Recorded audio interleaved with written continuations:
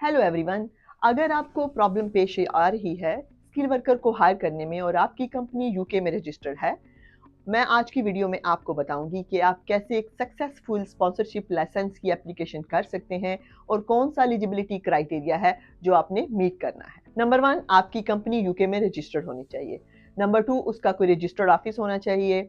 अगर आपकी जॉब जो है, ये डिपेंड्स करता है कि आपकी कौन सी जॉब के लिए आप स्पॉन्सरशिप लाइसेंस को एप्लीकेशन को अप्लाई कर रहे हैं। अगर आपकी जॉब कोई ऑफिस बेस है तो ऑफिस की परमिसेस होनी चाहिए। अगर आपकी जॉब कोई साइट बेस है तो उसके लिए ऑफिस की परमिसेस का होना जरूरी नहीं है। आपकी कंपनी पीएवाई रजिस्टर है तो आपको पीएवाई का लेटर चाहिए होगा। इसके साथ साथ अगर आपकी कंपनी ने कोई और भी एम्प्लॉय हायर की हैं प्रीवियसली जो कि इमिग्रेंट्स हैं, तो आपने उसका एचआर सिस्टम दिखाना है कि आप लोगों को कैसे हायर करते हैं। आपको अपनी कंपनी के तमाम एम्प्लॉय जो कि रिसेंटली आपकी कंपनी की पे लिस्ट पर हैं, आपको उनकी डिटेल्स प्रोवाइड करनी है। इसके साथ ही आपको चाहिए करंट एम्प्लॉय लायबिलिटी इंश्योरेंस का सर्टिफिकेट। अगर आपकी company more than 1 year register है तो आपको कंपनी के अकाउंट्स लगाने होंगे।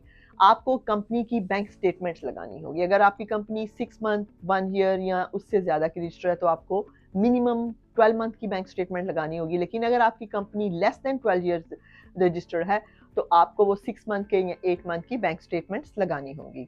आपकी कंपनी का टर्नओवर कितना होना चाहिए? ऐसी कोई रिस्ट्रिक्शन नहीं है कि आपकी कंपनी का एक सर्टेन टर्नओवर होना चाहिए। आपकी कंपनी का अगर यूके में रजिस्टर्ड है और काम कर रही है या आपके फ्यूचर काम को एक्सटेंड करने का प्लान है या जिसके लिए आप मजीद वर्कर हायर करना चाहते हैं, तो आप एक बिजनेस प्लान को लगा सकते हैं।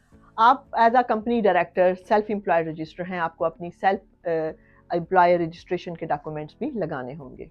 अगर आपकी कंपनी किसी रेगुलेटरी बॉडी के अंदर आती है, यानी कि जैसे अगर आपकी कोई लॉ फर्म है या आपकी अकाउंटेंसी कंपनी है या आपकी कोई रेस्टोरेंट है या आपकी कोई भी इस तरह की है जिसके लिए आपको सर्टेन रेगुलेटरी के अंडर आना जरूरी है, तो आपको उस रेगुलेटरी के डॉक्यूमेंट्स भी लगाने पड़ेंगे। अगर आपके पास तमाम ये डॉक्यूमेंट्स मौजूद हैं तो आपने ये जानना है कि आपने कौन सी वैकेंसी के लिए ये एप्लीकेशन जो है वो करनी है।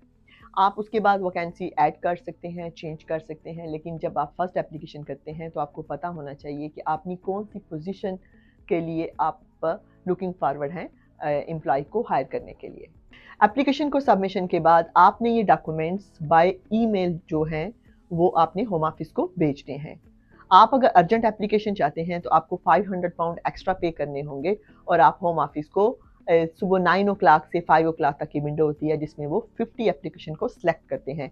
आप अर्जेंट एप्लीकेशन की रिक्वेस्ट भेज सकते हैं। अगर आपकी एप्लीकेशन को अर्जेंट एप्लीकेशन में कंसिडर कर लिया गया तो आपका डिसीजन 2 वीक्स यानी कि 10 वर्किंग डेज में आ सकता है। स्टैंडर्ड एप्लीकेशन टाइम इस वक्त 8 वीक है, लेकिन अगर होम ऑफिस आपसे मजीद डॉक्यूमेंट्स के लिए कहता है या इंटरव्यू कंडक्ट करता है तो आपका ये टाइम जो है वो पीरियड एक्सटेंड हो सकता है। वंस आपकी स्पॉन्सरशिप की लाइसेंस एप्लीकेशन अप्रूव हो जाती है तो आपके पास एक पोर्टल आ जाएगा जिसमें आप इनसाइड यूके कॉस्ट अप्लाई कर सकते हैं और outside UK defined cost apply कर सकते हैं। यानी कि अगर आप अपने एम्प्लॉय को इनसाइड यूके हायर करना चाहते हैं तो आपको इनसाइड यूके कॉस्ट चाहिए होगा, और अगर आप ओवरसीज यानी कि यूके से बाहर जाके तो अपने एम्प्लॉय को लेके आना चाहते हैं तो आपको डिफाइंड कॉस्ट चाहिए होगा। लेकिन अगर कोई एम्प्लॉय आपके पास काम कर रहा है, पार्ट टाइम काम कर रहा है या फुल टाइम काम कर रहा है, लाइक कोई स्टूडेंट था उसने कंप्लीशन के बाद पीएसडब्ल्यू पे था और वो आपके पास ऑलरेडी काम कर रहा है, तो आप उसको एक कॉस्ट इशू कर सकते हैं और वो जो होगा इनसाइड यूके कॉस्ट।